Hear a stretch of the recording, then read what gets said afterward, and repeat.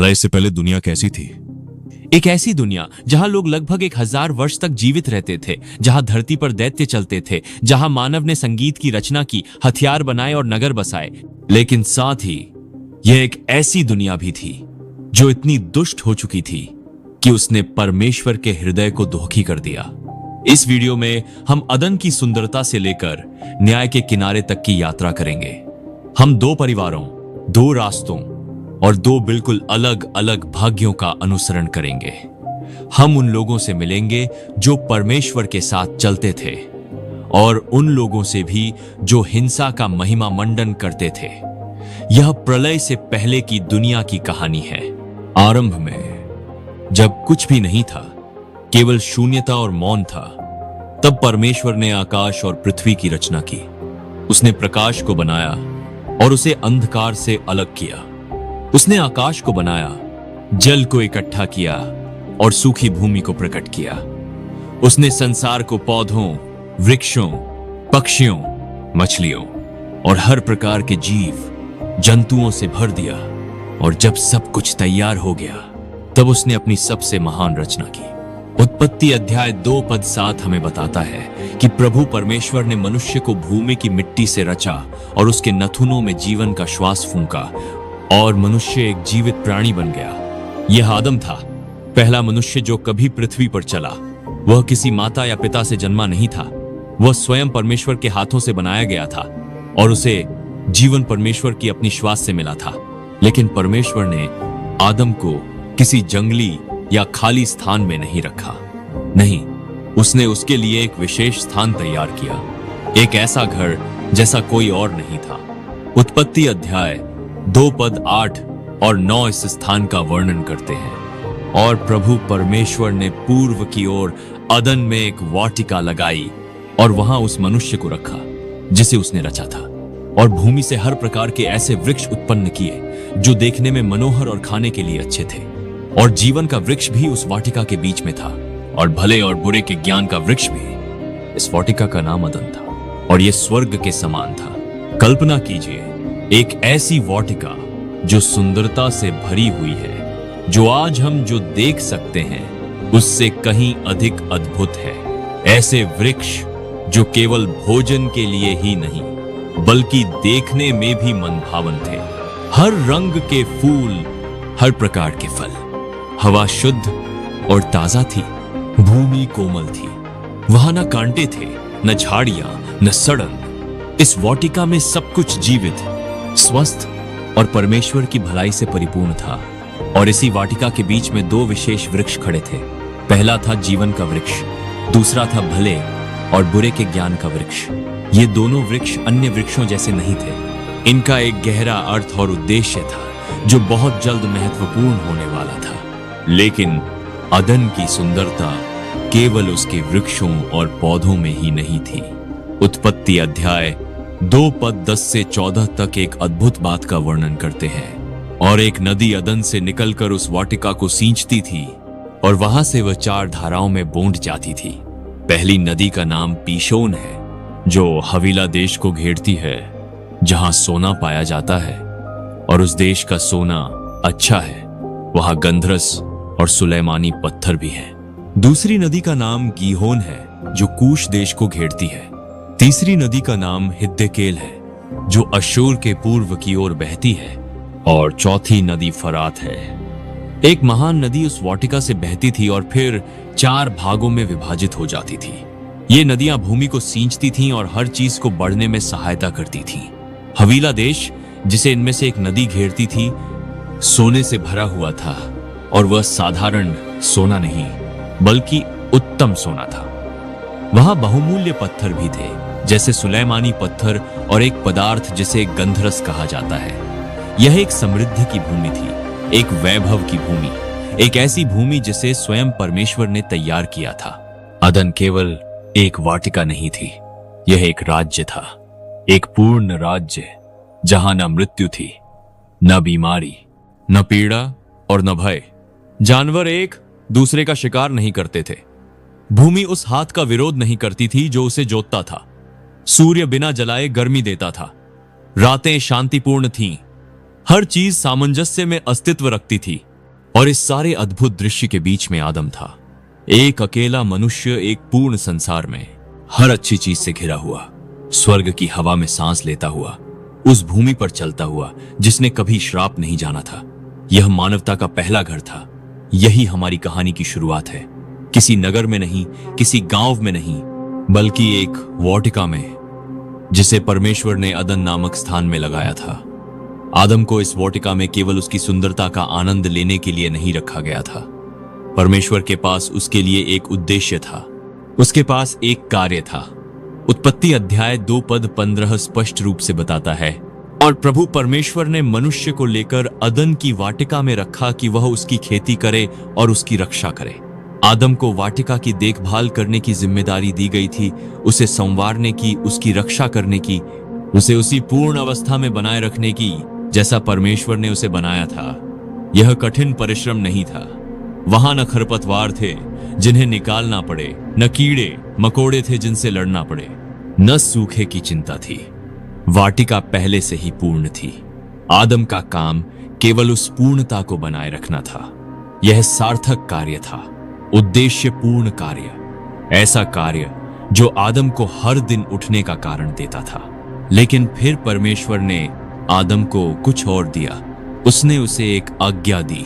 उत्पत्ति अध्याय 2 पद 16 और 17 इस आज्ञा को दर्ज करते हैं। और प्रभु परमेश्वर ने मनुष्य को आज्ञा दी कि वाटिका के हर वृक्ष का फल तू स्वतंत्रता से खा सकता है, परंतु भले और बुरे के ज्ञान के वृक्ष का फल तू न खाना, क्योंकि जिस दिन तू उसका फल खाएगा उसी दिन तू अवश्य मर जाएगा।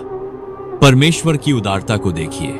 उसने यह नहीं कहा कि आदम केवल 1 या 2 वृक्षों से खा सकता है।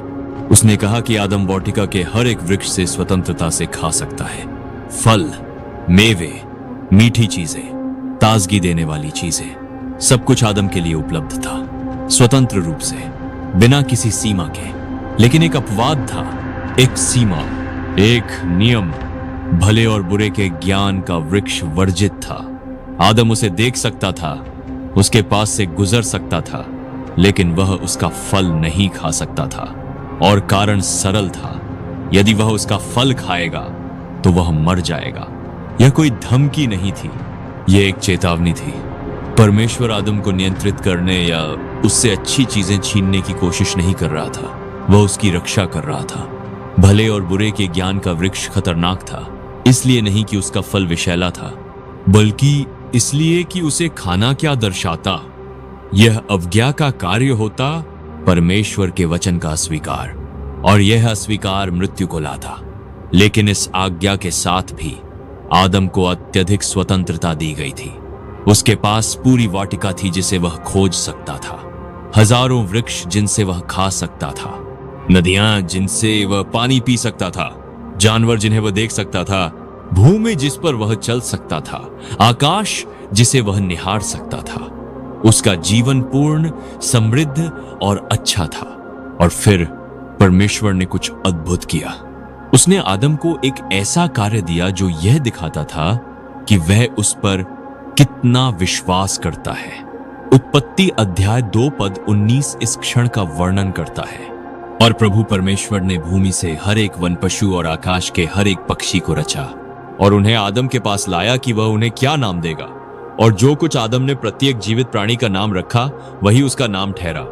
परमेश्वर जानवरों को आदम के पास लाया, उसे हानि पहुंचाने के लिए नहीं उसकी सेवा करने के लिए, बल्कि इसलिए कि वह उन्हें नाम दे।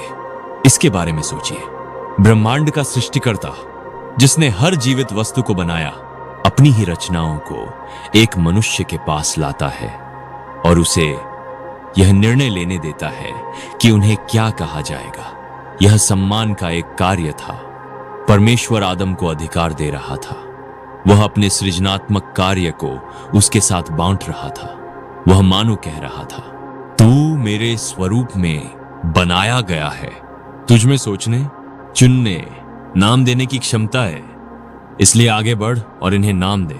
और पद 20 आगे कहता है, और आदम ने सब घरेलू पशुओं को और आकाश के पक्षियों को और सब वन पशुओं को नाम दिए। हर एक जानवर जो चलता था, उड़ता था या रेंगता था, आदम के सामने आया और आदम ने परमेश्वर से मिली बुद्धि के साथ प्रत्येक को देखा और उसे एक नाम दिया। यह कोई छोटा कार्य नहीं था। इसके लिए विचार की आवश्यकता थी, इसके लिए ध्यान की आवश्यकता थी, इसके लिए ऐसे मन की आवश्यकता थी जो भिन्नताओं को देख सके और अर्थ प्रदान कर सके। आदम कोई ऐसा प्राणी नहीं था जिसे एक वाटिका में बिना उद्देश्य के घूमने के लिए रखा गया हो। वह बुद्धि और उद्देश्य वाला एक अस्तित्व था। वह सोच सकता था, वह तर्क कर सकता था, वह भाषा का निर्माण कर सकता था और परमेश्वर इससे प्रसन्न होता था। परमेश्वर यह देखने के लिए देख रहा था कि आदम जानवरों को क्या नाम देगा। वह रुचि रखता था, वह सम्मिलित था, वह उपस्थित था। यही स्वर्ग में जीवन था। यह आलसी या नीरस नहीं था। यह उद्देश्य से भरा हुआ, सुंदरता से भरा हुआ और परमेश्वर की उपस्थिति से परिपूर्ण था। आदम किसी दूर के अर्थ में अकेला नहीं था। परमेश्वर वहां था। परमेश्वर वाटिका में चलता था। परमेश्वर आदम से बात करता था। परमेश्वर उसे कार्य देता था और उसे पूरा करते हुए देखता था। उनके बीच कोई भय नहीं था, कोई अपराध बोध नहीं, कोई लज्जा नहीं। केवल सृष्टिकर्ता और उसकी सृष्टि के बीच एक पूर्ण संबंध था। लेकिन आदम जितना भी आशीषित था, फिर भी उसमें कुछ कमी थी। उसके पास करने के लिए कार्य था, उसके पास नाम देने के लिए जानवर थे, उसके पास संभालने के लिए एक वाटिका थी, लेकिन उसके पास एक साथी नहीं था। उसके पास कोई ऐसा नहीं था जो उसके समान हो। उत्पत्ति अध्याय 2 पद 18 दिखाता है कि स्वयं परमेश्वर ने इस बात को देखा और प्रभु परमेश्वर ने कहा, मनुष्य का अकेला रहना अच्छा नहीं है, मैं उसके लिए एक सहायक बनाऊंगा जो उसके योग्य हो। सृष्टि में पहली बार परमेश्वर ने कुछ ऐसा कहा जो अच्छा नहीं था, न अंधकार, न सृष्टि से पहले की शून्यता, बल्कि यह आदम का अकेलापन। यह अच्छा नहीं था। इसलिए परमेश्वर ने कार्य किया। उत्पत्ति अध्याय 2 पद 21 और 22 बताता है कि आगे क्या हुआ। और प्रभु परमेश्वर ने आदम को गहरी नींद में डाल दिया और वह सो गया। और उसने उसकी एक पसली ली और उसके स्थान को मांस से भर दिया और उस पसली से, जिसे प्रभु परमेश्वर ने मनुष्य में से लिया था, उसने एक स्त्री बनाई और उसे मनुष्य के पास लाया। परमेश्वर ने स्त्री को भूमि की मिट्टी से नहीं बनाया जैसा उसने आदम के साथ किया था। उसने उसे स्वयं आदम से बनाया, उसके पहलू से, उसकी पसली से। वह उसका हिस्सा थी, उससे जुड़ी हुई, उसके लिए बनाई गई। और जब आदम ने उसे देखा तो वह तुरंत समझ गया कि वह क्या है। उत्पत्ति अध्याय 2 पद 23 उसके शब्दों को दर्ज करता है। और आदम ने कहा, ये अब मेरी हड्डियों में से हड्डी और मेरे मांस में से मांस है। इसका नाम नारी होगा, क्योंकि यह नर में से ली गई है। आदम ने उसे तुरंत पहचान लिया। वह कोई अजनबी नहीं थी, वह कोई अलग प्रकार का प्राणी नहीं थी। वह उसकी हड्डी की हड्डी और उसके मांस का मांस थी। वह उसका पूर्ण संगिनी थी। और पद 24 एक महत्वपूर्ण बात जोड़ता है। इस कारण मनुष्य अपने माता पिता को छोड़कर अपनी पत्नी से मिला रहेगा और वे दोनों एक तन होंगे। यही विवाह की शुरुआत थी।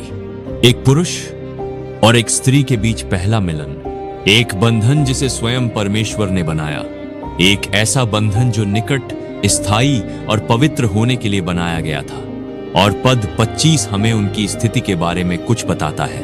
और वे दोनों अर्थात मनुष्य और उसकी पत्नी नग्न थे और उन्हें लज्जा नहीं आती थी। उनके बीच कोई लज्जा नहीं थी, कोई संकोच नहीं, कोई छिपाव नहीं। वे एक दूसरे के सामने खुले थे और परमेश्वर के सामने भी खुले थे। उन्हें लज्जित होने का कोई कारण नहीं था, क्योंकि उन्होंने कुछ भी गलत नहीं किया था। वे निर्दोष थे, पवित्र थे, स्वतंत्र थे। लेकिन यह स्थिति स्थायी नहीं रहने वाली थी।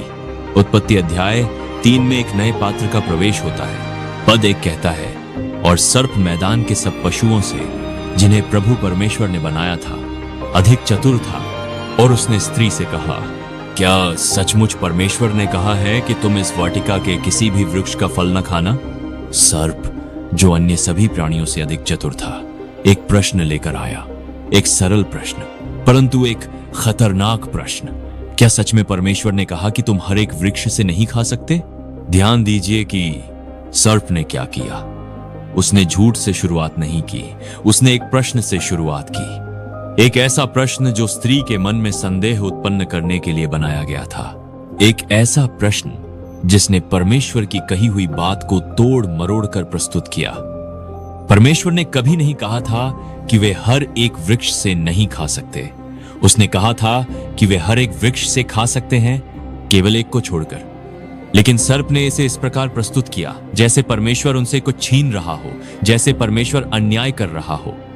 स्त्री ने पद 2 और 3 में उत्तर दिया, और स्त्री ने सर्प से कहा, हम इस वाटिका के वृक्षों का फल खा सकते हैं, परंतु उस वृक्ष के फल के विषय में जो वाटिका के बीच में है, परमेश्वर ने कहा है, तुम उसे न खाना और न उसे छूना, कहीं ऐसा न हो कि तुम मर जाओ। स्त्री नियम को जानती थी, उसने उसे दोहराया, लेकिन एक बात पर ध्यान दीजिए, उसने उसमें कुछ जोड़ दिया। परमेश्वर ने कभी नहीं कहा था कि वे उस वृक्ष को छू भी नहीं सकते। उसने केवल यह कहा था कि वे उससे खा नहीं सकते।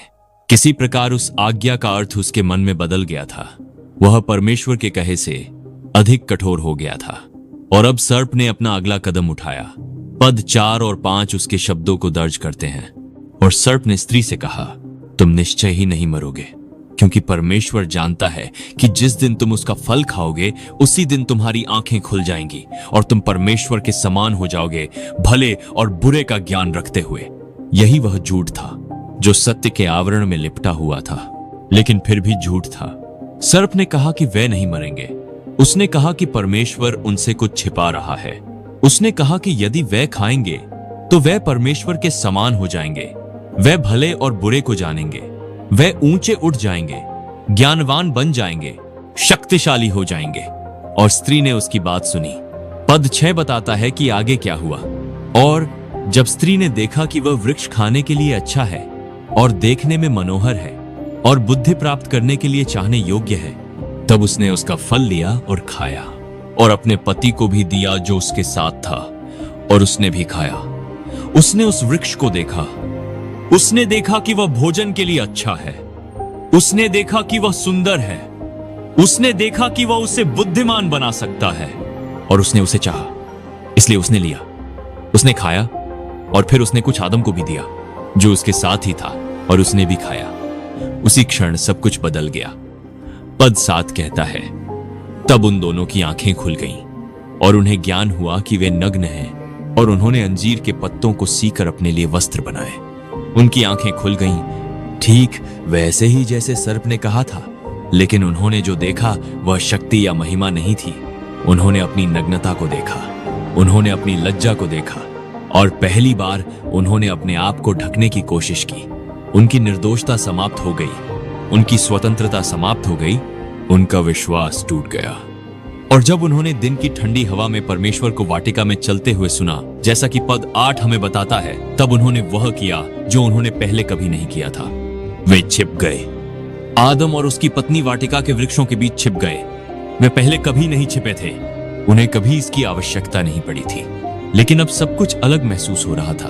परमेश्वर के चलने की आवाज जो पहले उन्हें आनंद देती थी, अब उन्हें भय से भर रही थी।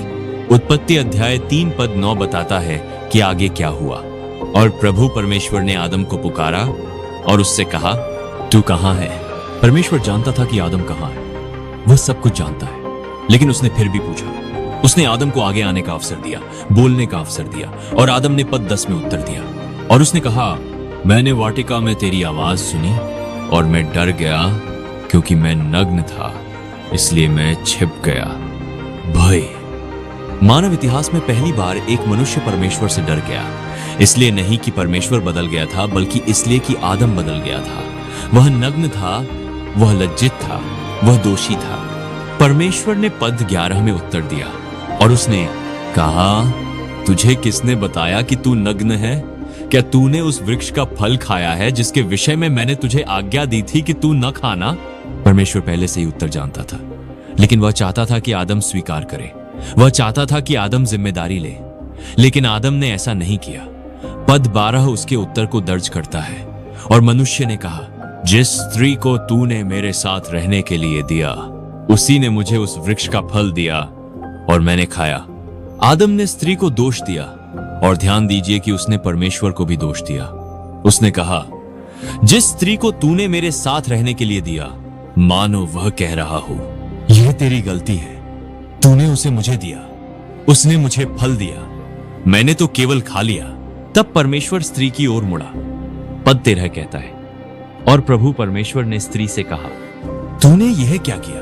और स्त्री ने कहा, सर्प ने मुझे बहकाया और मैंने खाया। सर्प ने मुझे बहकाया और मैंने खाया। स्त्री ने सर्प को दोष दिया। उसने कहा कि उसे छल किया गया, उसे धोखा दिया गया, और यह सत्य था। सर्प ने वास्तव में उसे धोखा दिया था, लेकिन फिर भी निर्णय उसी ने लिया। उसने ही अपना हाथ बढ़ाया, उसने ही खाया, और अब परिणाम आने वाले थे। परमेश्वर ने सर्प से शुरुआत की। पद 14 और 15 उसके वचनों को दर्ज करते हैं। और प्रभु परमेश्वर ने सर्प से कहा, क्योंकि तूने यह किया है, तू सब पशुओं और मैदान के सब जीवों से अधिक शापित होगा। तू अपने पेट के बल चलेगा और अपने जीवन भर मिट्टी खाएगा। और मैं तेरे और स्त्री के बीच और तेरे वंश और उसके वंश के बीच बैर उत्पन्न करूंगा। वह तेरे सिर को कुचलेगा और तू उसकी एड़ी को डसेगा। सर्प को सभी अन्य प्राणियों से अधिक शापित किया गया। वह अपने पेट के बल रेंगता रहेगा, वह मिट्टी खाएगा, और सर्प और स्त्री के बीच और उनके सभी वंशजों के बीच युद्ध रहेगा। एक दिन स्त्री का वंश सर्प के सिर को कुचल देगा, लेकिन सर्प उसकी एड़ी पर प्रहार करेगा। यह एक उद्धारकर्ता की पहली प्रतिज्ञा थी, एक शाप के बीच में छिपी हुई। परमेश्वर ने आशा का एक बीज बोया। एक दिन एक स्त्री से जन्म लेने वाला कोई व्यक्ति सर्प और उसके द्वारा दर्शाए गए समस्त बुराई को पराजित करेगा, लेकिन अभी परिणाम जारी रहे। परमेश्वर स्त्री की ओर मुड़ा। पद 16 कहता है, और स्त्री से उसने कहा, मैं तेरे दुहक और तेरे गर्भधारण को बहुत बढ़ाऊंगा। तू दुहक के साथ संतान उत्पन्न करेगी, और तेरी इच्छा तेरे पति की ओर होगी, और वह तुझ पर प्रभुता करेगा। स्त्री के बच्चे होंगे, लेकिन अब प्रसव पीड़ादायक होगा। जो शुद्ध आनंद होना चाहिए था, वह अब दुहक और संघर्ष से मिश्रित होगा, और उसके पति के बीच का संबंध तनाव और कठिनाई से भरा रहेगा। फिर परमेश्वर आदम की ओर मुड़ा। पद 17 से 19 उसके वचनों को दर्ज करते हैं। और आदम से उसने कहा, क्योंकि तूने अपनी पत्नी की बात सुनी और उस वृक्ष का फल खाया जिसके विषय में मैंने तुझे आज्ञा दी थी कि तू न खाना, इसलिए तेरे कारण भूमि शापित है। तू जीवन भर दुहक के साथ उससे खाएगा। वह तेरे लिए कांटे और ऊंट कटारे उत्पन्न करेगी, और तू मैदान की साग सब्जी खाएगा। अपने माथे के पसीने से तू रोटी खाएगा, जब तक कि तू भूमि में लौट न जाए, क्योंकि उसी में से तू लिया गया है। तू मिट्टी है और मिट्टी में ही लौट जाएगा। स्वयं भूमि आदम के पाप के कारण शापित हो गई। जो पृथ्वी पहले स्वतंत्र रूप से फल उत्पन्न करती थी, अब उसका विरोध करेगी। वह कांटे और ऊंट कटारे उगाएगी। आदम को भोजन पाने के लिए कठिन परिश्रम करना होगा, पसीना बहाना होगा, संघर्ष करना होगा, और सबसे भयानक बात, मृत्यु संसार में प्रवेश कर गई। आदम मिट्टी से बना था और मिट्टी में ही लौट जाएगा। वह सदा जीवित नहीं रहेगा। एक दिन उसका शरीर कमजोर होगा, एक दिन वह मर जाएगा। यही अवज्ञा की कीमत थी, केवल आदम और स्त्री के लिए ही नहीं, बल्कि संपूर्ण सृष्टि के लिए। भूमि शापित हो गई, पशु प्रभावित हुए, पीड़ा, दुहक और मृत्यु मानव अनुभव का हिस्सा बन गए।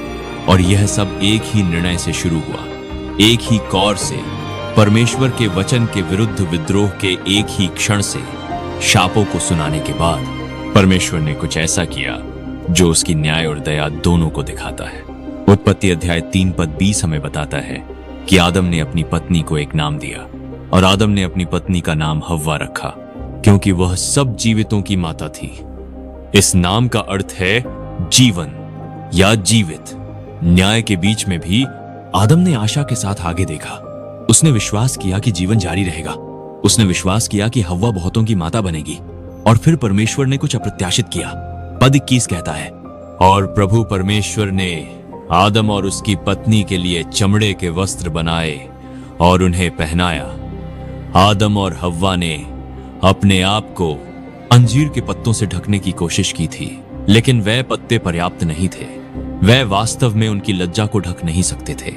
इसलिए परमेश्वर ने उनके लिए वस्त्र बनाए, वास्तविक वस्त्र, पशुओं की खाल से बने वस्त्र। इसका अर्थ है कि पहली बार कुछ को मरना पड़ा। एक पशु ने अपना जीवन दिया ताकि आदम और हव्वा ढके जा सके। रक्त बहाया गया, निर्दोषता खो गई, लेकिन उस बलिदान के द्वारा वे ढके गए।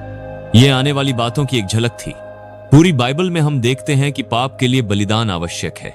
रक्त बहाया जाना चाहिए, कुछ को मरना पड़ता है ताकि दोषी ढके जा सके। और यहां शुरुआत में ही परमेश्वर ने स्वयं वह आवरण प्रदान किया, लेकिन पाप के परिणाम समाप्त नहीं हुए थे। पद 22 परमेश्वर के भीतर एक वार्तालाप को दर्ज करता है। और प्रभु परमेश्वर ने कहा, देखो, मनुष्य हम में से एक के समान हो गया है, भले और बुरे का ज्ञान रखने वाला। और अब कहीं ऐसा न हो कि वह अपना हाथ बढ़ाकर जीवन के वृक्ष से भी ले और खाकर सदा जीवित रहे। अब आदम और हव्वा भले और बुरे को जान चुके थे। उन्होंने ज्ञान प्राप्त किया था, लेकिन एक भयानक कीमत पर। और अब एक खतरा था। यदि वे अपने गिरे हुए अवस्था में जीवन के वृक्ष से खाते तो वे सदा जीवित रहते, लेकिन वे पाप में सदा जीवित रहते, परमेश्वर की पूर्ण आशीष से सदा के लिए अलग, सदा के लिए टूटे हुए। परमेश्वर अपनी दया में ऐसा होने नहीं देगा। पद 23 कहता है, इसलिए प्रभु परमेश्वर ने उसे अदन की वाटिका से निकाल दिया ताकि वह उस भूमि को जोते जिससे वह लिया गया था। आदम को बाहर भेज दिया गया, निकाल दिया गया, उस स्वर्ग से दूर कर दिया गया जो उसका घर था। वह अब अदन की वाटिका की देखभाल नहीं करेगा। इसके बजाय वो उस शापित भूमि को जोतेगा जिससे वह बना था। और पद 24 बताता है कि आगे क्या हुआ।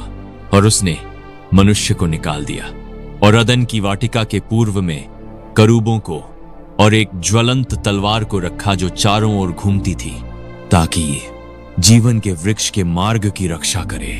परमेश्वर ने आदम को बाहर निकाल दिया। यह एक कोमल विदाई नहीं थी, यह निर्वासन था, एक निष्कासन। आदम और हव्वा को अदन से दूर कर दिया गया और वे कभी वापस नहीं लौट सकते थे। वाटिका के प्रवेश पर परमेश्वर ने करूबों को रखा। ये शक्तिशाली स्वर्गदूत थे और उनके साथ एक ज्वलंत तलवार थी जो हर दिशा में घूमती थी। यह तलवार जीवन के वृक्ष के मार्ग की रक्षा करती थी। कोई भी वहां से गुजर नहीं सकता था, कोई भी चुपके से वापस नहीं जा सकता था। मार्ग बंद हो चुका था। कल्पना कीजिए कि जब आदम और हव्वा उस वाटिका से दूर जा रहे थे तो वे कैसा महसूस कर रहे होंगे। उनके पीछे वह सब कुछ था जिसे वे जानते थे, वृक्ष, नदियां और परमेश्वर की उपस्थिति जो उनके बीच चलती थी। उनके सामने एक ऐसी दुनिया थी जो अब शापित थी, कांटों, पसीने, पीड़ा और मृत्यु से भरी हुई। वे कभी वापस नहीं जा सकते थे। करूबों और ज्वलंत तलवार ने यह सुनिश्चित कर दिया था। स्वर्ग का द्वार बंद हो चुका था और इसी के साथ अदन के बाहर मानवता की लंबी यात्रा शुरू हुई। एक ऐसी यात्रा जो संघर्ष, हानि और उस सब की निरंतर स्मृति से भरी हुई थी जो खो गया था। अदन के बाहर जीवन चलता रहा। आदम और हव्वा ने एक ऐसी दुनिया में जीवन बनाना शुरू किया जो अब पूर्ण नहीं रही थी और जल्द ही उनके बच्चे हुए। उत्पत्ति 4 एक मानव इतिहास के पहले जन्म को दर्ज करता है। और आदम ने अपनी पत्नी हव्वा को जाना और वह गर्भवती हुई और उसने कैन को जन्म दिया और कहा, मैंने प्रभु से एक मनुष्य प्राप्त किया है। हव्वा ने एक पुत्र को जन्म दिया। उसने उसका नाम कैन रखा, जो इब्रानी शब्द प्राप्त करना या पाना जैसा सुनाई देता है। उसने कहा, मैंने प्रभु से एक मनुष्य प्राप्त किया है। शायद उसने सोचा कि यह वही प्रतिज्ञा किया हुआ है, वही जो सर्प के सिर को कुचलेगा, वही जो टूटी हुई चीजों को ठीक करेगा। पद 2 आगे कहता है, और उसने फिर उसके भाई हाबिल को जन्म दिया और हाबिल भेड़ों का चरवाहा बना, परंतु कैन भूमि को जोतने वाला बना। दूसरा पुत्र जन्मा, हाबिल, वह एक चरवाहा बना, झुंडों की देखभाल करने वाला। कैन पहला जन्मा, भूमि पर काम करता था, वह एक किसान था। 2 भाई, 2 अलग मार्ग, 2 अलग भेंट। पद 3 और 4 बताते हैं कि आगे क्या हुआ। और कुछ समय के बाद ऐसा हुआ कि कैन भूमि के फल में से प्रभु के लिए एक भेंट लाया और हाबिल भी अपने झुंड के पहलौठों में से और उनकी चर्बी में से लाया। दोनों भाइयों ने परमेश्वर के लिए भेंट लाई। यह अदन के बाहर बाइबल में उपासना का पहला उल्लेख है। कैन अपने खेतों से उपज लाया, हाबिल अपने झुंड के पहलौठों को और उनकी उत्तम चर्बी को लाया। और फिर परमेश्वर की प्रतिक्रिया आई। पद 4 के दूसरे भाग और पद 5 कहते हैं, और प्रभु ने हाबिल और उसकी भेंट को स्वीकार किया, परंतु कैन और उसकी भेंट को उसने स्वीकार नहीं किया। और कैन बहुत क्रोधित हुआ और उसका मुख उतर गया। परमेश्वर ने हाबिल की भेंट को स्वीकार किया, उसने उस पर प्रसन्नता दिखाई, लेकिन उसने कैन की भेंट को स्वीकार नहीं किया। यह पाठ ठीक ठीक कारण नहीं बताता। शायद यह भेंट के पीछे के हृदय का विषय था, शायद यह भेंट के प्रकार का विषय था। शायद हाबिल ने अपना सर्वश्रेष्ठ दिया, जबकि कैन ने वही दिया जो सुविधाजनक था। कारण जो भी हो, कैन क्रोधित हो गया, उसका चेहरा उतर गया, उसका हृदय ईर्ष्या और क्रोध से भर गया। परमेश्वर ने यह देखा और उससे बात की। पद 6 और 7 उसके वचनों को दर्ज करते हैं। और प्रभु ने कैन से कहा, तू क्यों क्रोधित है और तेरा मुख क्यों उतर गया है? यदि तू भलाई करे तो क्या तू स्वीकार न किया जाएगा? और यदि तू भलाई न करे तो पाप द्वार पर घात लगाए बैठा है और उसकी इच्छा तेरी ओर है, परंतु तुझे उस पर प्रभुता करनी है। परमेश्वर ने कैन को एक चेतावनी दी। उसने उससे कहा कि यदि वह भलाई करेगा तो उसे स्वीकार किया जाएगा। अभी भी अवसर था, अभी भी आशा थी, लेकिन यदि वह भलाई नहीं करेगा तो पाप द्वार पर ऐसे घात लगाए बैठा है जैसे कोई जंगली पशु हमला करने के लिए तैयार हो। और कैन को उस पर अधिकार करना था, उसे उस पर प्रभुता करनी थी, लेकिन कैन ने नहीं सुना। पद 8 उस दुखद घटना को दर्ज करता है। और कैन ने अपने भाई हाबिल से बातें की, और जब वे मैदान में थे तब कैन अपने भाई हाबिल पर उठा और उसे मार डाला। कैन ने अपने भाई की हत्या कर दी। एक मैदान में जहां कोई और नहीं था, उसने हाबिल पर आक्रमण किया और उसका जीवन ले लिया। मानव इतिहास की पहली हत्या, भाई के विरुद्ध भाई, शापित भूमि पर बहता हुआ रक्त। हाबिल मर चुका था, उसका जीवन ईर्ष्या और क्रोध के कारण समाप्त हो गया। उसका रक्त भूमि में समा गया और परमेश्वर ने सब कुछ देखा। हत्या के बाद परमेश्वर कैन के पास आया, ठीक वैसे ही जैसे वह वाटिका में आदम के पास आया था। वह एक प्रश्न लेकर आया। उत्पत्ति 4:9 इसे दर्ज करता है। और प्रभु ने कैन से कहा, तेरा भाई हाबिल कहां है? और उसने कहा, मैं नहीं जानता, क्या मैं अपने भाई का रखवाला हूं? कैन ने झूठ बोला। वह जानता था कि हाबिल कहां है, वह जानता था क्योंकि उसने उसे मार डाला था। लेकिन स्वीकार करने के बजाय उसने स्वयं एक प्रश्न पूछा, क्या मैं अपने भाई का रखवाला हूं? मानो वह कह रहा हो, मुझे क्यों परवाह करनी चाहिए, यह मेरी जिम्मेदारी क्यों है? लेकिन हाबिल का रक्त पुकार रहा था। पद 10 कहता है, और उसने कहा, तूने क्या किया है? तेरे भाई के रक्त की आवाज भूमि से मेरी ओर पुकार रही है। परमेश्वर ने उस रक्त को सुना। हाबिल का निर्दोष रक्त पृथ्वी से पुकार रहा था। वह न्याय की मांग कर रहा था। वह कैन के विरुद्ध गवाही दे रहा था। और अब शाप आया। पद 11 और 12 परमेश्वर के वचनों को दर्ज करते हैं। और अब तू उस भूमि के कारण शापित है, जिसने तेरे हाथ से तेरे भाई का रक्त लेने के लिए अपना मुंह खोला है। जब तू भूमि को जोतेगा तो वह अब से तुझे अपनी शक्ति नहीं देगी। तू पृथ्वी पर भागता फिरने वाला और भटकने वाला होगा। कैन एक किसान था। उसका पूरा जीवन भूमि पर काम करने पर आधारित था, लेकिन अब भूमि उसके लिए काम नहीं करेगी। उसने उसके भाई का रक्त ग्रहण किया था। वह उसके हाथों को अपनी शक्ति नहीं देगी।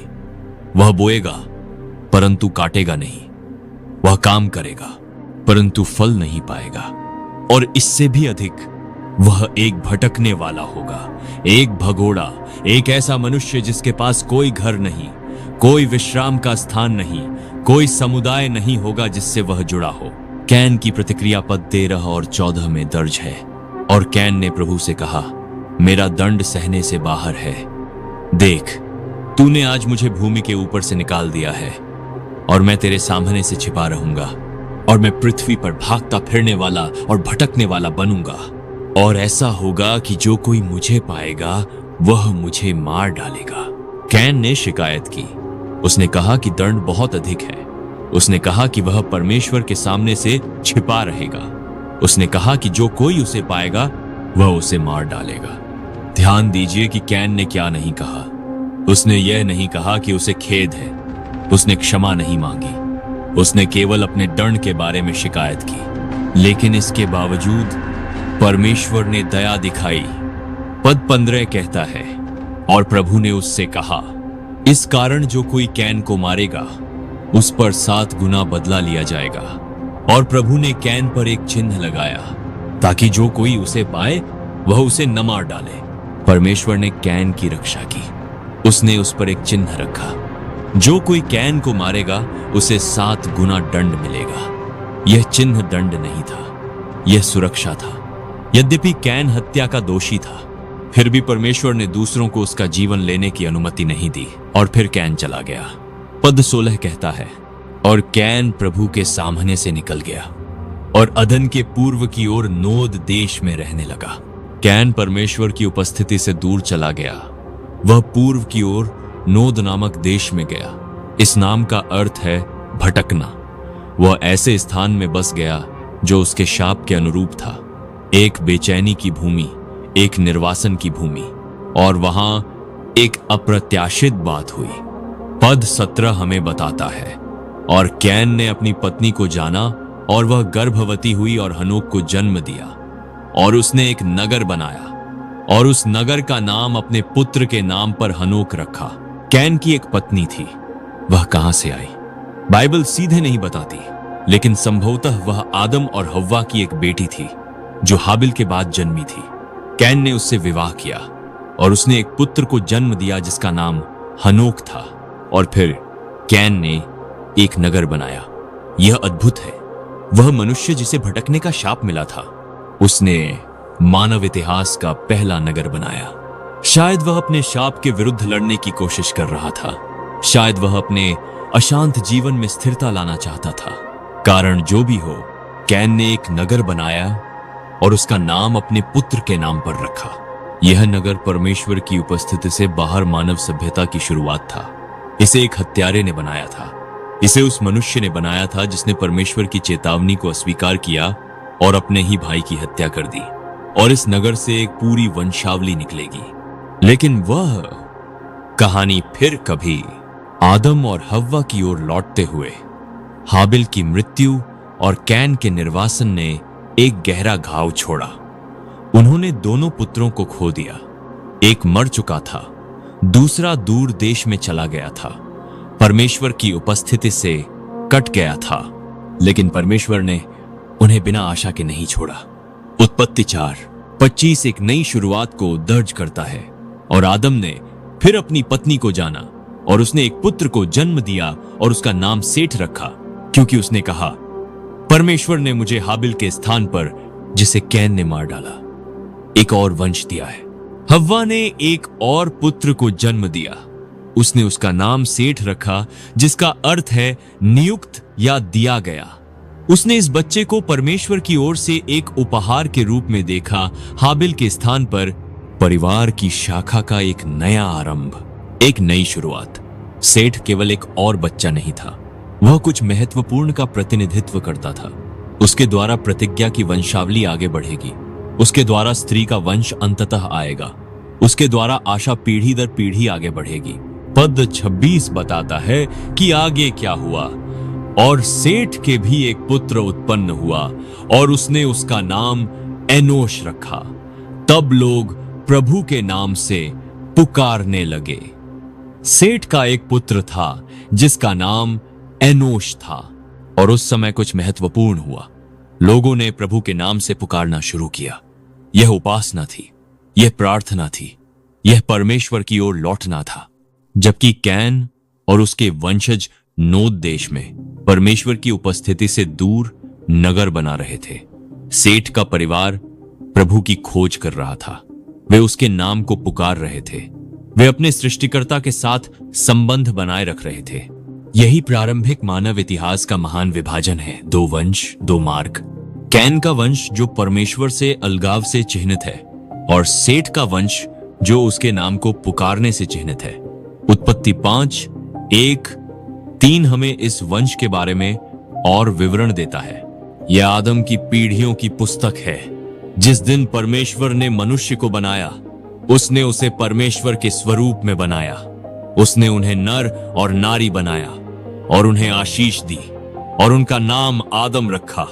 जिस दिन वे बनाए गए और आदम 130 वर्ष का हुआ, और उसने अपने स्वरूप में, अपनी छवि के अनुसार एक पुत्र उत्पन्न किया और उसका नाम सेठ रखा।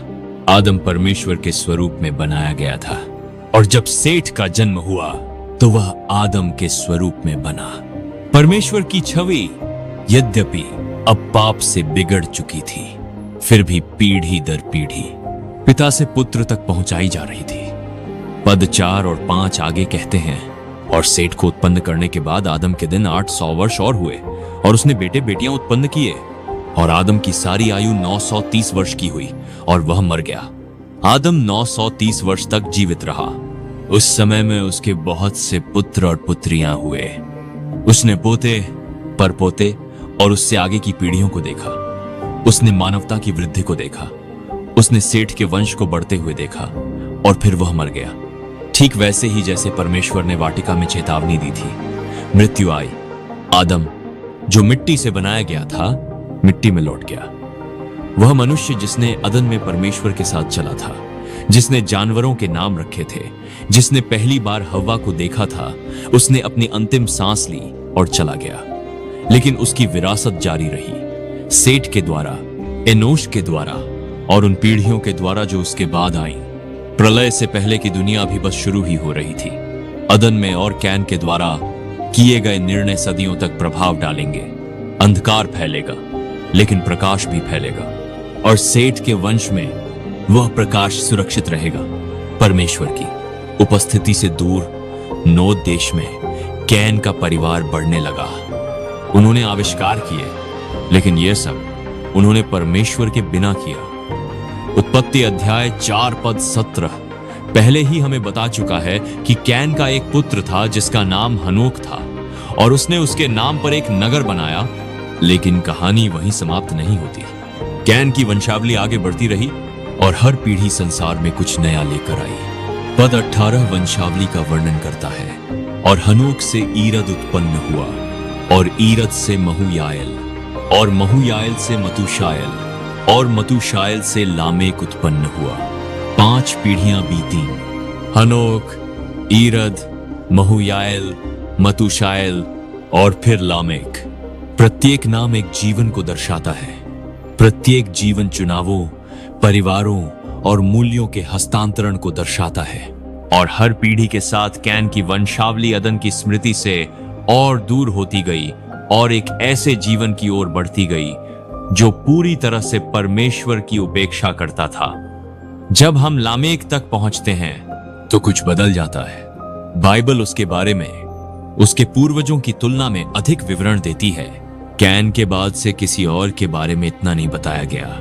पद 19 कहता है, और लामेक ने 2 स्त्रियों को अपने लिए लिया, एक का नाम आदा और दूसरी का नाम सिल्ला था। लामेक पहला व्यक्ति था जिसके बारे में पवित्र शास्त्र में दर्ज है कि उसकी 2 पत्नियां थीं। परमेश्वर ने विवाह को एक पुरुष और एक स्त्री के बीच बनाया था। आदम और हव्वा उसका उदाहरण थे, लेकिन लामेक ने उस उदाहरण को तोड़ दिया। उसने अपने लिए 2 पत्नियां लीं। यह परमेश्वर की योजना से हटना था। यह उस दिशा की शुरुआत थी जो आगे चलकर और अधिक सामान्य हो जाएगी, जब मानवता अपने सृष्टिकर्ता से और दूर होती जाएगी। लेकिन लामेक की पत्नियों ने ऐसे बच्चों को जन्म दिया जिन्होंने संसार को अद्भुत तरीकों से आकार दिया। पद 20 कहता है, और आदा ने याबाल को जन्म दिया। वह उन लोगों का पिता हुआ जो तंबुओं में रहते हैं और पशु पालते हैं। याबाल पहला घुमंतु था। वह उन लोगों का पिता था जो तंबुओं में रहते थे और पशुधन पालते थे। उससे पहले लोग शायद एक ही स्थान पर रहते थे, जैसे कैन ने नगर बनाए, लेकिन याबाल ने जीवन का एक नया तरीका प्रस्तुत किया। वह एक स्थान से दूसरे स्थान तक जाता था, अपने पशुओं के लिए घास और पानी का अनुसरण करता था। वह एक नव प्रवर्तक था, एक अग्रणी। पद 21 आगे कहता है, और उसके भाई का नाम यूबाल था। वह उन सबका पिता हुआ जो वीणा और बांसुरी बजाते हैं। यूबाल एक कलाकार था, एक संगीतकार। वह पहला व्यक्ति था जिसने वीणा और बांसुरी बजाई।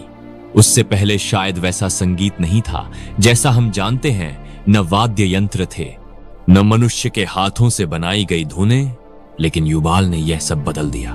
उसने खोजा कि ध्वनि को कुछ सुंदर में बदला जा सकता है। उसने ऐसे वाद्य यंत्र बनाए जो आनंद, दुहक, उत्सव और लालसा को व्यक्त कर सकते थे। एक क्षण के लिए इसके बारे में सोचिए। संगीत, जो मानव संस्कृति के सबसे महान उपहारों में से एक है, कैन की वंशावली से आया। एक हत्यारे के वंशजों ने संसार को उसके पहले गीत दिए, और फिर पद 22 एक और पुत्र का परिचय देता है। और सिल्ला ने भी तूबल, कैन को जन्म दिया, जो पीतल और लोहे के हर कारीगर का शिक्षक था। और तूबल कैन की बहन का नाम नामा था। तूबल कैन एक धातु कारीगर था। वह पहला व्यक्ति था जिसने पीतल और लोहे से औजार और हथियार बनाए। उससे पहले लोग पत्थर और लकड़ी के साथ काम करते थे, लेकिन तूबल कैन ने धातु के रहस्यों को खोजा। उसने सीखा कि इसे कैसे गर्म करना है, कैसे आकार देना है और कैसे इसे उपयोगी बनाना है। वह उन सभी कारीगरों का पिता था जो धातु के साथ काम करते हैं। यह एक बड़ा परिवर्तन था। धातु के औजारों के साथ लोग मजबूत संरचनाएं बना सकते थे। वे अधिक प्रभावी ढंग से खेती कर सकते थे। वे ऐसी चीजें बना सकते थे जो पहले असंभव थी। लेकिन धातु का अर्थ हथियार भी था, तलवारें, भाले, युद्ध के साधन। कैन की वंशावली प्रतिभाशाली थी। वे आविष्कारक थे, कलाकार थे और कारीगर थे। उन्होंने मानव सभ्यता को ऐसे तरीकों से आगे बढ़ाया जो हजारों वर्षों तक संसार को आकार देंगे। लेकिन यह सारी प्रगति परमेश्वर से अलग होकर हुई। कैन की वंशावली में उपासना का कोई उल्लेख नहीं है, प्रभु के नाम को पुकारने का कोई उल्लेख नहीं है, परमेश्वर के मार्गदर्शन को खोजने या उसे धन्यवाद देने का कोई उल्लेख नहीं है। उन्होंने निर्माण किया, उन्होंने सृजन किया, उन्होंने नवाचार किया, लेकिन उन्होंने यह सब अपने लिए किया। और जैसा कि हम देखेंगे, यह प्रतिभा कुछ अंधकारमय चीज के साथ मिश्रित थी। वही परिवार जिसने संसार को संगीत और धातुकला दी, उसने संसार को एक नए प्रकार की हिंसा भी दी। लामेक, जो याबाल, यूबाल और तूबल कैन का पिता था, केवल 2 पत्नियों वाला और प्रतिभाशाली पुत्रों वाला मनुष्य ही नहीं था, वह एक अंधेरे हृदय वाला मनुष्य भी था। और बाइबल एक गीत को सुरक्षित रखती है जो उसने अपनी पत्नियों के लिए गाया। एक ऐसा गीत जो यह प्रकट करता है कि कैन की वंशावली कितनी दूर गिर चुकी थी। उत्पत्ति अध्याय 4 पद 23 और 24 इस गीत को दर्ज करते हैं। और लामेक ने अपनी पत्नियों से कहा, हे आदा और सिल्ला, मेरी आवाज सुनो। हे लामेक की पत्नियों, मेरी बात पर ध्यान दो, क्योंकि मैंने एक मनुष्य को अपने घाव के कारण मार डाला और एक जवान को अपनी चोट के कारण। यदि कैन का बदला 7 गुना लिया जाएगा तो निश्चय ही लामेक का 70 और 7 गुना लिया जाएगा। इन शब्दों को ध्यान से पढ़िए। लामेक ने अपनी पत्नियों को इकट्ठा किया और घमंड किया। उसने उन्हें बताया कि उसने एक मनुष्य को, एक जवान को मार डाला। किसी ने उसे किसी प्रकार से चोट पहुंचाई या नुकसान पहुंचाया था, और लामेक ने हत्या के साथ उत्तर दिया। लेकिन इतना ही नहीं, लामेक ने फिर अपनी तुलना कैन से की। उसे वह चिन्ह याद था जो परमेश्वर ने उसके पूर्वज पर रखा था। उसे यह याद था कि परमेश्वर ने किसी भी व्यक्ति पर जो कैन को मारेगा 7 गुना बदला लेने का वचन दिया था, और लामेक ने उस वचन को एक भयानक रूप दे दिया। उसने कहा कि यदि कैन का बदला 7 गुना लिया जाएगा तो वह लामेक 70 7 गुना बदला लेगा। यह न्याय की पुकार नहीं थी, यह हिंसा का उत्सव था। लामेक अपने किए पर गर्व कर रहा था।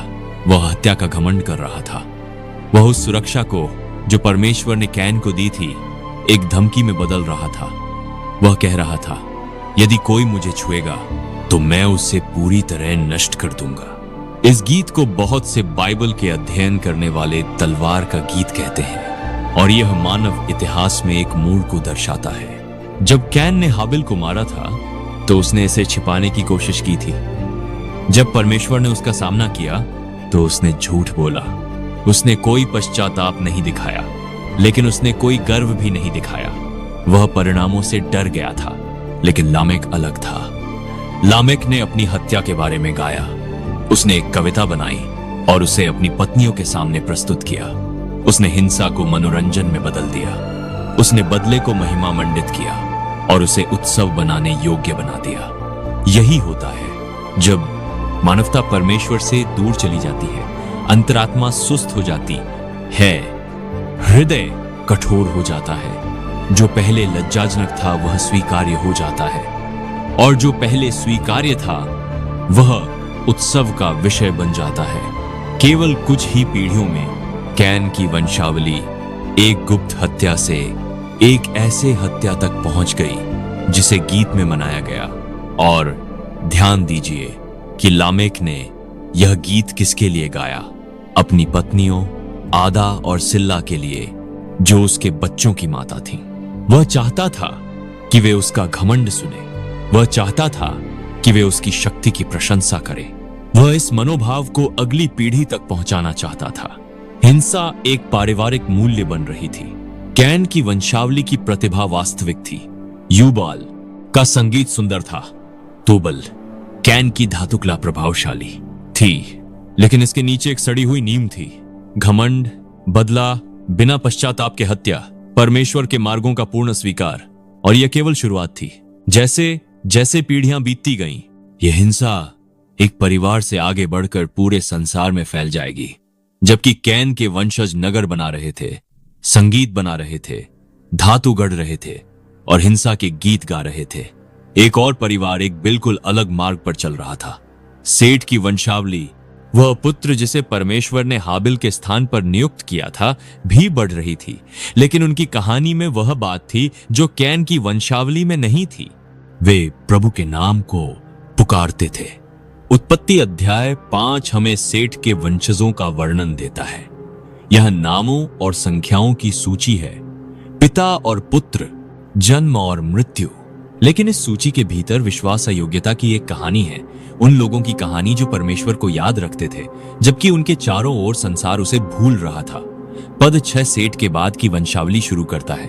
और सेठ 105 वर्ष का हुआ और उसने एनोश को जन्म दिया। सेठ 105 वर्ष का था जब उसका पुत्र एनोश जन्मा। यही एनोश अध्याय 4 के अंत में उल्लेख किया गया है, जिसके समय में लोगों ने प्रभु के नाम को पुकारना शुरू किया था। सेठ ने ऐसे पुत्र को पाला जो परमेश्वर की उपासना को आगे बढ़ाएगा। पद 7 और 8 आगे कहते हैं, और सेठ एनोश को उत्पन्न करने के बाद 807 वर्ष तक जीवित रहा और उसने बेटे बेटियां उत्पन्न किए। और सेठ के सब दिन 912 वर्ष के हुए और वह मर गया। सेठ 900 से अधिक वर्ष तक जीवित रहा। उस समय में उसके बहुत से बच्चे हुए। उसने पीढ़ियों को आते और जाते देखा। उसने अपने परिवार को बढ़ते हुए देखा और फिर अपने पिता आदम की तरह वह मर गया। मृत्यु अभी भी नियम थी, शाप अभी भी प्रभाव में था, लेकिन वंशावली जारी रही। पद 9 से 11 अगली पीढ़ी का वर्णन करते हैं। और एनोश 90 वर्ष का हुआ और उसने कैनान को जन्म दिया। और एनोश कैनान को उत्पन्न करने के बाद 815 वर्ष तक जीवित रहा और उसने बेटे बेटियां उत्पन्न किए। और एनोश के सब दिन 905 वर्ष के हुए और वह मर गया। एनोश, जिसके समय में लोग परमेश्वर को पुकारने लगे थे, 905 वर्ष तक जीवित रहा। उसका एक पुत्र था जिसका नाम कैनान था और उसके कई अन्य बच्चे भी थे और फिर वह मर गया। पद 12 से 14 आगे कहते हैं, और कैनान 70 वर्ष का हुआ और उसने उत्पन्न किया। सीमाएं पार की जा रही थी। कुछ ऐसा हो रहा था जो नहीं होना चाहिए था और यह पूरी पृथ्वी पर फैल रहा था। इस वाक्य पर ध्यान दीजिए। उन्होंने अपने लिए स्त्रियां ले लीं जिनमें से जो उन्हें अच्छी लगी। यह सावधानी पूर्वक परमेश्वर की इच्छा के अनुसार विवाह नहीं था, यह लेना था, रूप के आधार पर चुनना। स्त्रियां सुंदर थीं और इतना ही पर्याप्त था। चरित्र का कोई उल्लेख नहीं, विश्वास का कोई उल्लेख नहीं, परमेश्वर की इच्छा को खोजने का कोई उल्लेख नहीं। यह वासना थी, यह ऐसी इच्छा थी जो बुद्धि या आज्ञाकारिता से नियंत्रित नहीं थी, और यह हर जगह हो रहा था। इन संबंधों के परिणाम जल्द ही प्रकट होंगे, लेकिन पहले परमेश्वर ने प्रतिक्रिया दी। पद 3 उसके वचनों को दर्ज करता है। और प्रभु ने कहा, मेरा आत्मा मनुष्य के साथ सदा तक विवाद नहीं करता रहेगा, क्योंकि वह भी शरीर ही है। फिर भी उसके दिन 120 वर्ष के होंगे। परमेश्वर ने जो कुछ हो रहा था उसे देखा। उसने मानवता को पाप में और गहराई में गिरते हुए देखा, और उसने एक घोषणा की। उसका आत्मा मनुष्य के साथ सदा तक संघर्ष नहीं करेगा। उसकी धैर्य की एक सीमा थी, उसकी दया की एक सीमा थी। मनुष्य शरीर था, वह नश्वर था, कमजोर था, पाप की ओर झुकने वाला था, और परमेश्वर उसके साथ अनंत काल तक संघर्ष नहीं करेगा। यह 120 वर्ष एक गिनती थी, चाहे इसका अर्थ यह हो कि मानव जीवन की अवधि अंततः 120 वर्ष तक सीमित हो जाएगी, या चाहे यह एक चेतावनी थी कि जलप्रलय 120 वर्षों में आने वाला था। संदेश स्पष्ट था, समय समाप्त हो रहा था, घड़ी चलनी शुरू हो चुकी थी, न्याय आने वाला था। परमेश्वर के पुत्रों और मनुष्यों की पुत्रियों के बीच हुए इन संबंधों से संतान उत्पन्न हुई, और ये संतान साधारण नहीं थी। उत्पत्ति अध्याय 6 पद 4 उनका वर्णन करता है। उन दिनों पृथ्वी पर दानव थे, और उसके बाद भी जब परमेश्वर के पुत्र मनुष्यों की पुत्रियों के पास गए और उन्होंने उनसे बच्चे उत्पन्न किए। वे प्राचीन काल के पराक्रमी पुरुष थे, जिनकी ख्याति थी। जिस इब्रानी शब्द का अनुवाद दानव किया गया है वह नेफिलीम है। ये केवल बड़े आकार के लोग नहीं थे, वे कुछ और ही थे। पद उन्हें पराक्रमी पुरुष, प्रसिद्ध पुरुष कहता है। प्रसिद्ध, शक्तिशाली, सम्मानित। नेफिलीम प्राचीन संसार के नायक थे। वे योद्धा और वीर थे जिनके बारे में लोग कहानियां सुनाते थे। वे शक्तिशाली थे, प्रभावशाली थे और भय उत्पन्न करते थे, लेकिन उनका अस्तित्व इस बात का संकेत था कि चीजें कितनी दूर गिर चुकी थीं। वे निषिद्ध संबंधों का परिणाम थे। वे एक ऐसे संसार का प्रतिनिधित्व करते थे जिसने उन सीमाओं को पार कर लिया था जिन्हें कभी पार नहीं करना चाहिए था, और भ्रष्टता यही नहीं रुकी। पद 5 प्रकट करता है कि जब परमेश्वर ने पृथ्वी की ओर देखा तो उसने क्या देखा, और परमेश्वर ने देखा कि मनुष्य की दुष्टता पृथ्वी पर बहुत बढ़ गई है, और उसके मन के विचारों की हर कल्पना सदा बुरी ही होती है। हर कल्पना, हर विचार सदा बुरा ही। यह पूरी बाइबल में सबसे भयावह वर्णनों में से एक है। समस्या केवल यह नहीं थी कि लोग कभी कभी बुरे काम करते थे, समस्या यह थी कि उनके हृदय ही बुरे हो चुके थे। उनके विचार, उनकी योजनाएं, उनकी इच्छाएं, सब कुछ भ्रष्ट हो चुका था, हर समय बिना किसी अपवाद के। यह पूर्ण पतन था, पूरी तरह भ्रष्टता। मनुष्य में परमेश्वर की छवि इतनी विकृत और टूट चुकी थी कि उसमें कोई भलाई शेष नहीं रही। पद 11 और 12 और अधिक विवरण देते हैं। पृथ्वी परमेश्वर के सामने भ्रष्ट हो गई थी, और पृथ्वी हिंसा से भर गई थी, और परमेश्वर ने पृथ्वी को देखा, और देखो वह भ्रष्ट थी, क्योंकि सब प्राणी ने पृथ्वी पर अपने मार्ग को भ्रष्ट कर लिया था। पृथ्वी भ्रष्ट थी, हिंसा से भरी हुई। लामेक की दुष्टता, जिसने अपने गीत में हत्या का घमंड किया था, अब हर जगह फैल चुकी थी। हिंसा अब अपवाद नहीं रही, वह सामान्य बन चुकी थी। लोग लगातार एक दूसरे को नुकसान पहुंचाते थे। कोई शांति नहीं थी, कोई सुरक्षा नहीं थी, कोई न्याय नहीं था। और यह भ्रष्टता केवल मनुष्यों तक सीमित नहीं थी।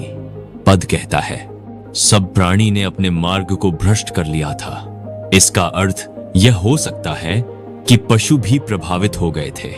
वह प्राकृतिक व्यवस्था जो परमेश्वर ने बनाई थी टूट रही थी।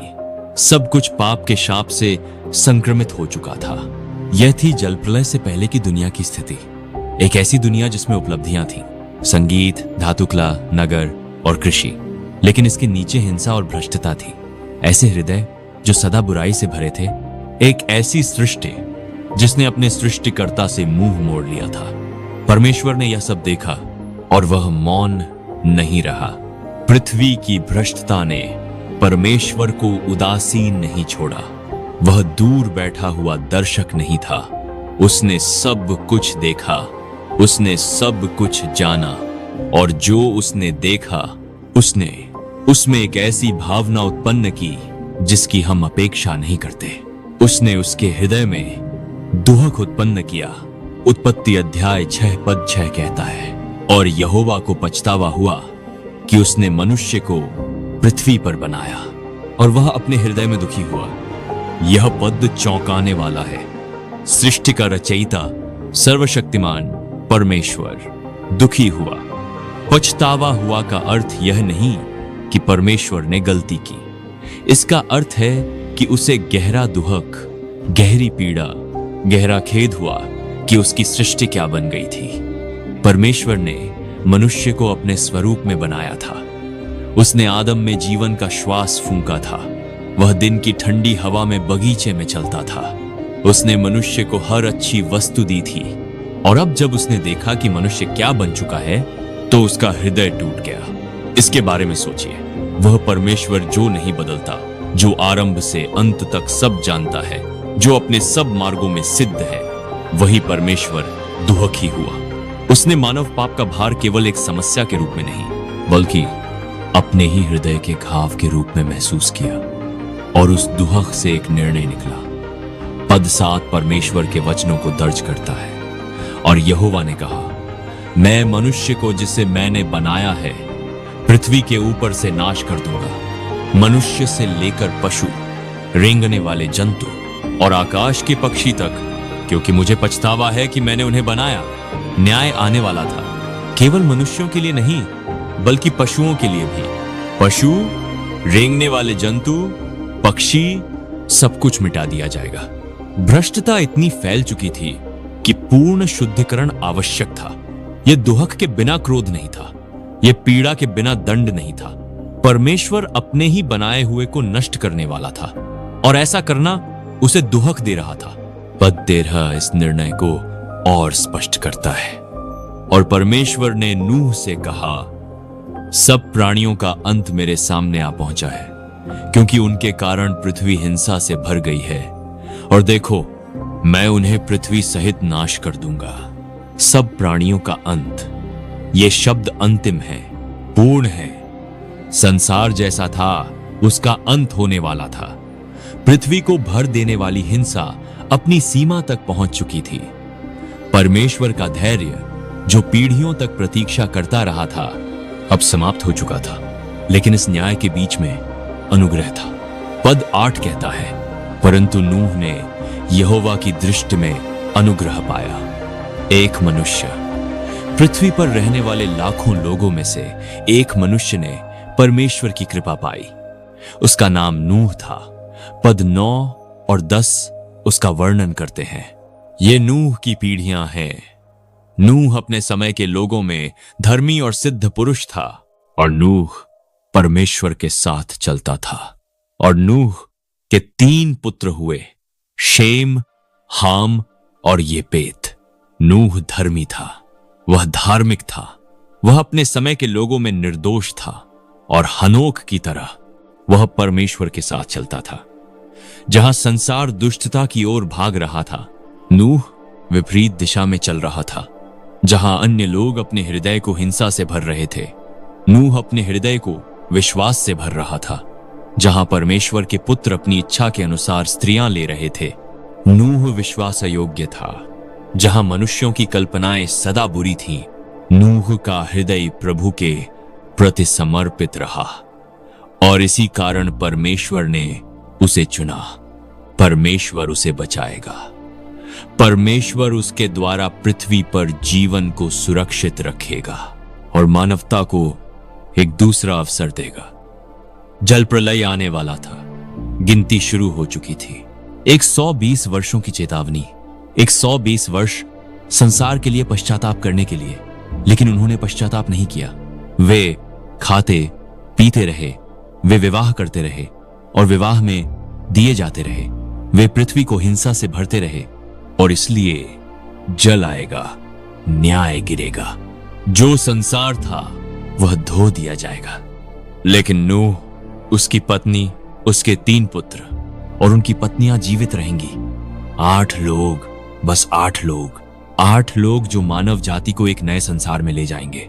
जल प्रलय से पहले का युग समाप्त हो रहा था। भ्रष्टता अपने चरम पर पहुंच चुकी थी। परमेश्वर का दुहक न्याय में बदल चुका था और अब केवल आशा एक ऐसे मनुष्य में थी जो परमेश्वर के साथ चलता था और एक ऐसे जहाज में जो अभी बना नहीं था। यदि इस कहानी ने आपके हृदय को छुआ है, यदि इसने आपको सोचने पर मजबूर किया है, यदि इसने आपको उस परमेश्वर की ओर निकट लाया है जिसने हमें बनाया और हमसे प्रेम करता है, तो मैं आपसे एक सरल बात कहना चाहता हूं। इस चैनल को सब्सक्राइब करें। सब्सक्राइब करने से आप इस अद्भुत कहानी के अगले भाग को मिस नहीं करेंगे। जल प्रलय आने वाला है। नूह अपना जहाज बनाएगा और परमेश्वर संसार का न्याय करेगा, जबकि उन लोगों को बचाएगा जो उस पर विश्वास करते हैं। आप इसे मिस नहीं करना चाहेंगे। और यदि इस वीडियो ने आपको आशीष दी है तो इसे किसी ऐसे व्यक्ति के साथ साझा करें जिसकी आपको परवाह है, एक मित्र, एक परिवार का सदस्य, कोई जिसे यह सुनने की आवश्यकता है कि परमेश्वर वास्तविक है, उसका वचन सत्य है और उसकी कृपा आज भी उपलब्ध है। केवल एक शेयर किसी का जीवन बदल सकता है। देखने के लिए धन्यवाद। पवित्र शास्त्र के पन्नों के माध्यम से इस यात्रा का हिस्सा बनने के लिए धन्यवाद। और वह परमेश्वर जो हनोक के साथ चला और नूह को बचाया, वह आज और हमेशा आपके साथ चले। अगली बार तक